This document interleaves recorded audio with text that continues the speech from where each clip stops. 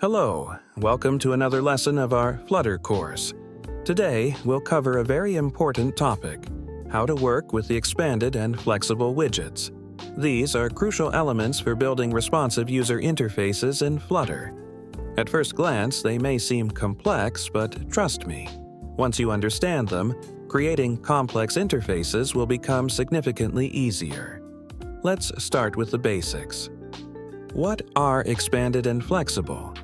These are special widgets that help you distribute space between elements in widgets like column or row. Normally, when you place multiple widgets in a column or row, they will take up exactly as much space as they need.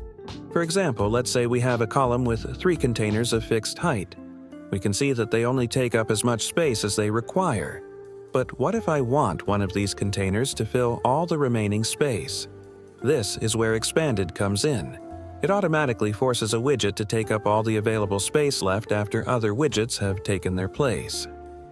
Let's wrap our second container in the expanded widget. This widget has a child parameter, into which we need to pass the widget. Now, we can remove the height parameter from the container since it no longer makes sense. Our container will take up the remaining space anyway. After restarting the code, we can see how everything works. Our outer containers still take up their fixed heights, but the middle container now fills all the remaining space. But what happens if we wrap all our containers in expanded?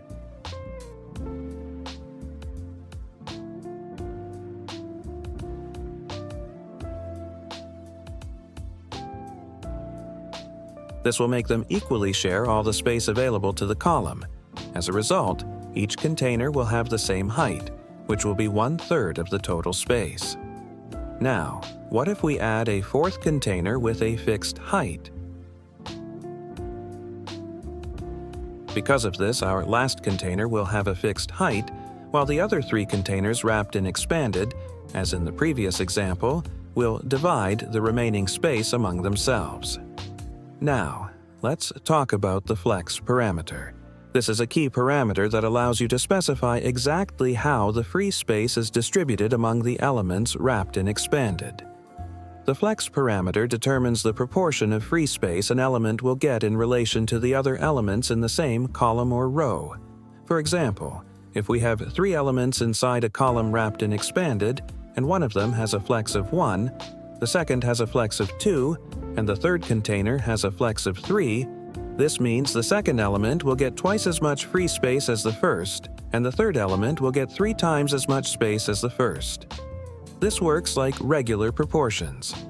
If the flex is not explicitly specified, it defaults to 1, so you don't have to specify it in the first expanded widget.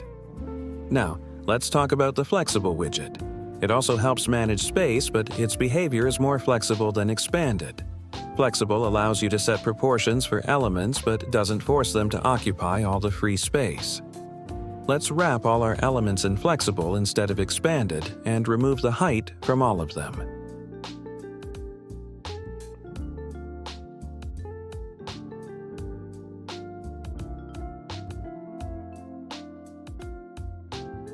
After running the code, we'll notice that all the elements take up equal space, just like they did with expanded.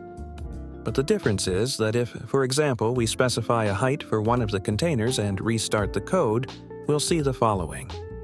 Our container will take the fixed height we specified, rather than stretching to fill all the remaining space as it would have with expanded. Let's change flexible to expanded for this container and confirm this behavior. In conclusion, expanded always fills all the available space.